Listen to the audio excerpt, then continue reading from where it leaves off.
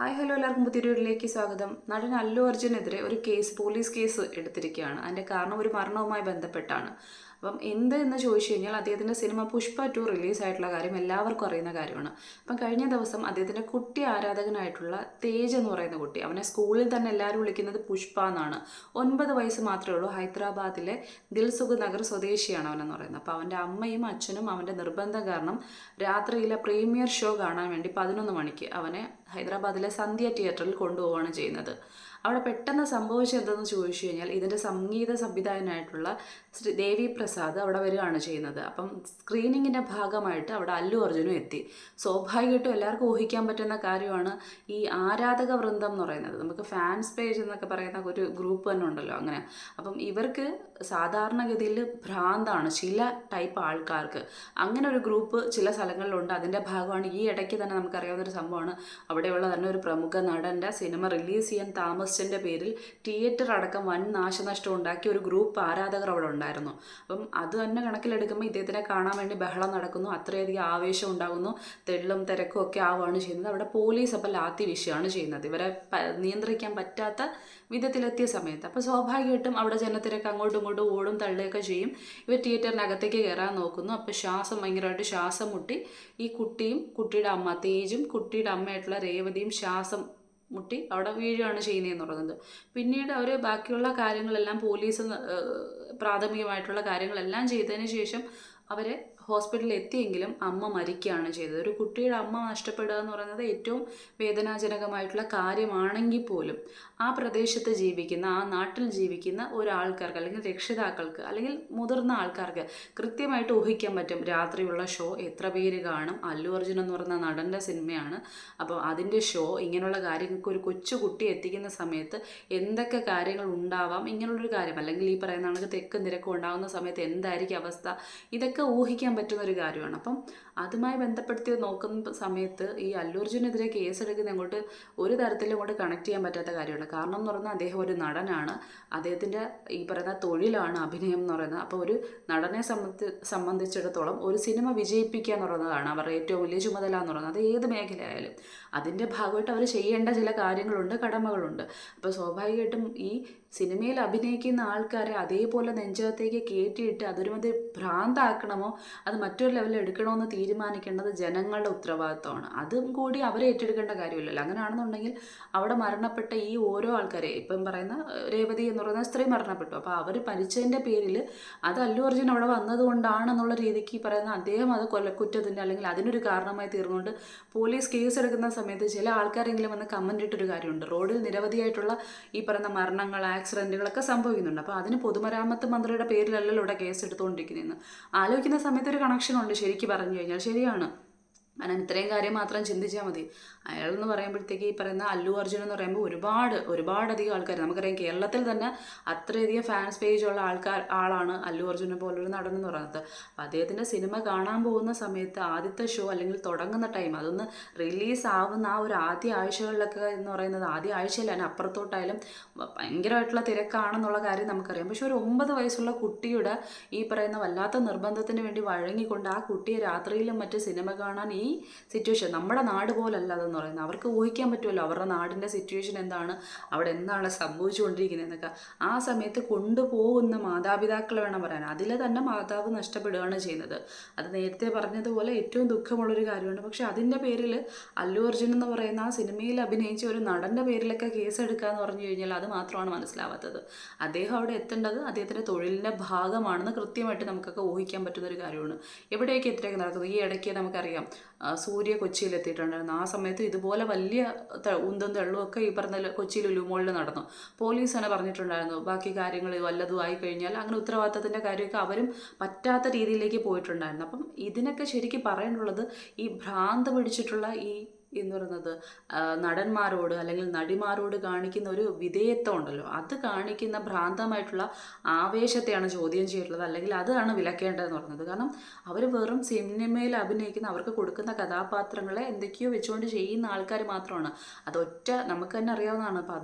പല ഷോർട്സിലൂടെയാണ് അവർ കട്ട് ചെയ്തൊക്കെയാണ് അവർ ഓരോ കാര്യങ്ങൾ ചെയ്യുന്നതെന്ന് പറയുന്നത്. ഇത് അവരെന്തെങ്കിലുമൊക്കെ ചെയ്യുന്ന സമയത്ത് ഭയങ്കരമായിട്ടുള്ള എന്തൊക്കെയോ വലിയ കഴിവുകളുള്ള മനുഷ്യരാണ്, അല്ലെങ്കിൽ അതിനെ ഒരു ഭ്രാന്തമായിട്ടുള്ള ലെവലിലേക്ക് എടുത്തുകൊണ്ട് പോകുന്ന ഈ പറയുന്ന ജനങ്ങളെ അല്ലെങ്കിൽ ഈ പറയുന്ന ഫാൻസിനെ വേണം പറയാനെന്ന് പറയുന്നത്. അതിലപ്പുറത്തേക്ക് അവർ തന്നെ എത്രയോ ആൾക്കാർ തന്നെ ഈ പറയുന്ന സിനിമാ നടന്മാർ തന്നെ പറഞ്ഞിട്ടുണ്ട് ഇത്രയും ഭ്രാന്തമായിട്ടുള്ള ഇത് വേണ്ട എന്നുള്ള രീതിക്ക് അവർ തന്നെ സംസാരിച്ച സമയങ്ങളുണ്ട്. പക്ഷേ ഇത് എത്രയൊക്കെ പോയി കഴിഞ്ഞാൽ നമുക്ക് മലയാളത്തിൽ ഒരു പൃഥ്വിരാജിൻ്റെ സിനിമ ഇറങ്ങിയിട്ടുള്ള എല്ലാവർക്കും അറിയാവുന്ന കാര്യമാണ് ഈ പറയുന്ന ഡ്രൈവിംഗ് ലൈസൻസ് അതുമായിട്ട് ബന്ധപ്പെട്ട സിനിമ എന്ന് പറയുന്നത്. അതിനകത്ത് നമ്മൾ ഇതുപോലുള്ള പൊട്ടത്തരങ്ങൾ കൃത്യമായിട്ട് കാണുന്നതാണ്. അപ്പം കുഞ്ഞു കുട്ടികളെയൊക്കെ ഇത്തരത്തിലുള്ള കാര്യങ്ങളിലേക്ക് കൊണ്ടുപോകുന്ന സമയത്ത് സ്വാഭാവികമായിട്ടും ചിന്തിക്കാൻ പറ്റുന്നൊരു കാര്യമാണ് ഇത് അപ്രതീക്ഷിതമായിട്ട് സംഭവിച്ചതാണ്. അവരെ സംബന്ധിച്ച് ഒരു സിനിമ എടുത്ത് അവിടെ ചെന്ന് ആ കുട്ടി അല്ലെങ്കിൽ മാതാപിതാക്കളെ സംബന്ധിച്ച് അവിടെ പെട്ടെന്ന് ഈ പറയുന്ന അല്ലു അർജുൻ വരും എന്നുള്ള കാര്യം അവരറിയുന്ന കാര്യമില്ല. പക്ഷേ ആ തിയേറ്റർക്ക് ഉറപ്പായിട്ടും തിയേറ്റർ ഉടമകൾക്ക് ബാക്കി കാര്യങ്ങൾ കൃത്യമായിട്ട് അറിയാമായിരിക്കും. കാരണം അവരെ അറിയിച്ചുകൊണ്ടായിരിക്കുമല്ലോ ഇവർ വരുന്നതെന്ന് പറയുന്നത്. സംഗീത സംവിധായ സ്ക്രീനിങ്ങിൻ്റെ ഭാഗമാണ്. അപ്പോൾ സ്വാഭാവികമായിട്ടും അവിടെ പോലീസ് ഉണ്ടായിരുന്നുള്ള കാര്യം വെളിപ്പെട്ടിട്ടുള്ള കാര്യമാണ്. അപ്പം അത് കൃത്യമായിട്ട് തടയാൻ കഴിഞ്ഞില്ല എന്നുള്ളത് അവരുടെ അപാകതയായിട്ട് വരുന്നൊരു കാര്യമാണ്. അയാളുടെ സിനിമ വിജയിപ്പിക്കുക എന്ന് പറയുന്നത് അയാളുടെ ഉത്തരവാദിത്വമാണ്. അയാളുടെ പ്രൊഡ്യൂസറിന് ബാക്കി ആൾക്കാർക്ക് അയാൾ കൊടുത്തൊരു ഈ പറയുന്ന ഒരു ഗ്യാരണ്ടി എന്നൊക്കെ പറയുമല്ലോ. കാരണം അത്രയും കോടിക്കണക്കിന് രൂപ ആ ഒരു വ്യക്തി, ആ ഒരു നടൻ എന്ന് പറയുന്ന വ്യക്തിയെ മാത്രം കേന്ദ്രീകരിച്ചുകൊണ്ട് ആ സിനിമയിലേക്ക് ഇറക്കുന്ന സമയത്ത് അറ്റ്ലീസ്റ്റ് നമുക്കറിയാം സിനിമ പൊട്ടാനുള്ള ചാൻസ് ഉണ്ട്, വിജയിക്കാനുള്ള ചാൻസ് ഉണ്ട്. അത് ആരുടെ സിനിമയായി കഴിഞ്ഞാലും തന്നെ.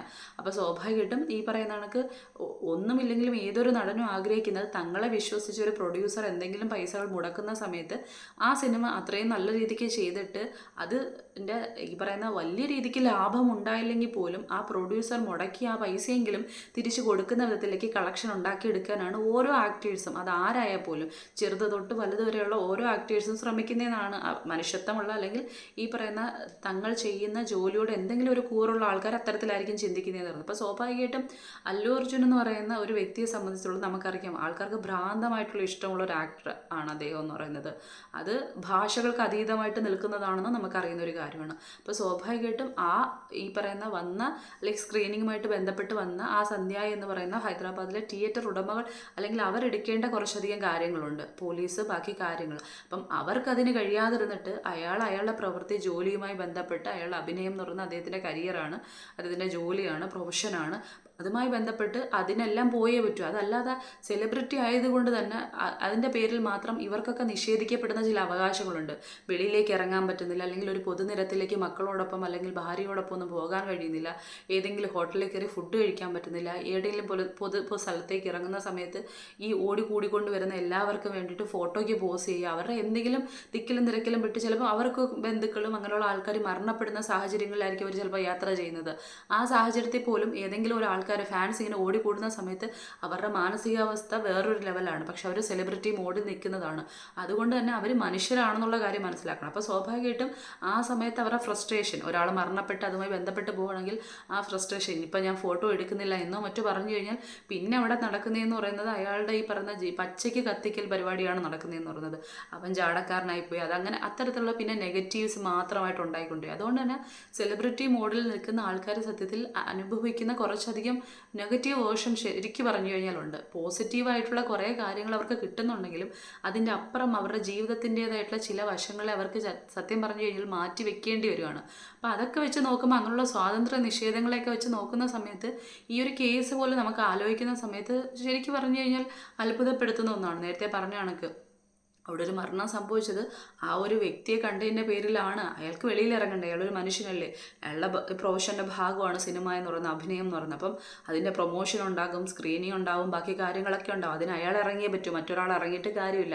അപ്പോൾ സ്വാഭാവികമായിട്ടും അതിന് അയാൾ ഇറങ്ങിയ സമയത്ത് ഇത്തരത്തിലൊരു പ്രവൃത്തി നടന്നിട്ടുണ്ടെങ്കിൽ അതിനെ കൃത്യമായിട്ട് സജ്ജീകരിക്കാനുള്ള സംവിധാനം അവിടെ വേണമായിരുന്നു. ആ സംവിധാനങ്ങൾ ഒരുക്കേണ്ടത് അല്ലു അർജുൻ അല്ലല്ലോ, ബാക്കി ആൾക്കാരാണ്. അപ്പം അവർക്കെതിരെയല്ലേ അങ്ങനെയാണെന്നുണ്ടെങ്കിൽ കേസ് എടുക്കേണ്ടത്. പക്ഷേ ഇനി ഈ കേസ് നമുക്ക് ഊഹിക്കാൻ പറ്റുന്നൊരു കാര്യമാണ്. ഈ പറയുന്ന കേസ് എത്ര മുന്നോട്ട് പോയി കഴിഞ്ഞാലും അദ്ദേഹത്തിൻ്റെ പല കാര്യങ്ങളും ചെയ്തിട്ടുള്ള കുറേ കാര്യങ്ങളൊക്കെ വെളിയിൽ വന്നിട്ടുണ്ട്. അതായത് പലതരത്തിലുള്ള ചാരിറ്റിയും ബാക്കി കാര്യങ്ങളൊക്കെ ചെയ്യുന്ന ആൾക്കാരൊക്കെ തന്നെയാണ് ഇവരൊക്കെ എന്ന് പറയുന്നത്. അപ്പം ഈ കുഞ്ഞു കുട്ടി അവനും ഇപ്പം വല്ലാത്ത അവസ്ഥയിൽ ഹോസ്പിറ്റലിൽ കിടക്കുക എന്ന് തന്നെയാണ് പറയുന്നത്. 9 വയസ്സ് മാത്രമേ ഉള്ളൂ. അപ്പോൾ സ്വാഭാവികമായിട്ടും ആ കുട്ടിക്ക് വേണ്ടുള്ള കാര്യങ്ങൾ അല്ലെങ്കിൽ കുടുംബവുമായി ബന്ധപ്പെട്ട് തന്നെ അദ്ദേഹം മുന്നോട്ട് പോകുന്നുള്ള കാര്യത്തിൽ സംശയമില്ലാത്തൊരു കാര്യമാണ്. അതുകൊണ്ട് തന്നെ ആ കുടുംബത്തിന് കേസില്ല എന്ന് പറഞ്ഞു കഴിഞ്ഞാൽ അതവിടെ തീരുന്ന ഒത്തുതീർപ്പാവുന്ന ഒരു പ്രശ്നമാണ്. പക്ഷേ എന്നിരുന്നാൽ പോലും എന്ത് കാര്യത്തിൽ എവിടെ കേസ് എടുക്കണം എന്നുള്ളൊരു കാര്യത്തിലാണ് ഇവിടെ ഒരു പ്രശ്നം വരുന്നതെന്ന് പറയുന്നത്. കാരണം ചെയ്യേണ്ട പ്രവൃത്തികൾ അവിടെ ചെയ്യേണ്ടതെന്ന് പറഞ്ഞാൽ നിയമപാലകരായിട്ടുള്ള ആൾക്കാരാണ്. അവരാണ് അവിടെ വേണ്ടുള്ള സജ്ജീകരണങ്ങൾ അല്ലെങ്കിൽ ആൾക്കാരെ കൺട്രോൾ ചെയ്യുക എന്നുള്ള കാര്യമൊക്കെ ഈ പറയുന്ന ചെയ്യേണ്ടുള്ളതെന്ന് പറയുന്നത്. അപ്പോൾ സ്വാഭാവികമായിട്ടും ഈ പറയുന്ന അവരൊരു സിനിമ ചെയ്യുന്ന സമയത്ത് ഓരോ ഈ പറയുന്ന സിനിമാ സെൻറ്ററിൽ അല്ലെങ്കിൽ ഈ സിനിമ തിയേറ്ററിലും അത് പ്രദർശിപ്പിക്കുന്നതുമായി ബന്ധപ്പെട്ട് ഓരോന്നിലും ഓരോ കരാറും ബാക്കി കാര്യങ്ങളൊക്കെ അതൊരു ബിസിനസ്സിൻ്റെ ഭാഗം തന്നെയാണ്. അപ്പം ഇത് തിയേറ്ററുകാർക്ക് ഇത് പ്രദർശിപ്പിച്ചാലേ അവർക്ക് അവരുടെ അന്നം നടക്കുള്ളൂ. ഇത് കൊടുത്താലേ ഇവർക്ക് പ്രൊഡ്യൂസർക്ക് അതിൻ്റെ ഭാഗം കിട്ടുള്ളൂ. അപ്പോൾ സ്വാഭാവികമായിട്ടും ഇതൊക്കെ ചെയ്യുന്ന സമയത്ത് ഇവർ തമ്മിൽ, അതായത് ആ തിയേറ്ററിലേക്ക് വരുന്ന സമയത്ത് ആ തിയേറ്റർ ഉടമകളും മറ്റും ചെയ്യേണ്ട ചില കാര്യങ്ങളുണ്ട്. അപ്പോൾ അതുമായി ബന്ധപ്പെട്ട കാര്യങ്ങളുമായിട്ടാണ് ഇത് മുന്നോട്ട് പോകുന്നതെന്ന് പറയും. അപ്പം ഇനി മുന്നോട്ട് പോകുന്ന ദിവസങ്ങളിൽ ഇതുമായിട്ട് ബന്ധപ്പെട്ടുള്ള ബാക്കി കാര്യങ്ങൾ മനസ്സിലാക്കാൻ പറ്റുമായിരിക്കും. പക്ഷേ ഈ പറയുന്ന കണക്ക് കുറേ ആൾക്കാർ വന്ന് കമൻറ്റ് സെക്ഷനിൽ പറയുന്നത് പോലെ വഴിയിൽ ഈ പറയുന്ന ഒരു റോഡ് ആക്സിഡൻറ്റ് നടക്കുന്ന സമയത്ത് നമ്മളതിൻ്റെ മന്ത്രി അല്ലെങ്കിൽ അതുമായി ബന്ധപ്പെട്ട മന്ത്രിയല്ലല്ലോ ഈ പറയുന്ന നമ്മൾ അതിൻ്റെ കുറ്റക്കാരനാക്കി മാറ്റുന്നതെന്ന് പറയുന്നത്. അതിന് പല പല കാര്യങ്ങൾ കാണുമല്ലോ. ആ കാരണങ്ങളെയൊക്കെ ഒറ്റയടിക്ക് എടുത്ത് മാറ്റിക്കൊണ്ട് അവിടെ ആരാണോ വന്നത് അയാളെ കാണാൻ കൂടിയതിൻ്റെ പേരിൽ മാത്രം ആ ഒരു മരണത്തെ അയാളുടെ പേരിലേക്ക് മാത്രം വെച്ച് കെട്ടി കേസെടുക്കുന്നത് ന്യായപരമായിട്ടുള്ള പ്രവൃത്തിയാണോ എന്ന് എനിക്ക് തോന്നുന്നില്ല. നിങ്ങൾക്ക് എന്താണോ തോന്നുന്നുള്ളത് മാന്യമായിട്ടുള്ള അഭിപ്രായത്തിൽ അല്ലെങ്കിൽ സഭ്യമായിട്ടുള്ള ഭാഷയിൽ കമൻറ്റ് ചെയ്യും.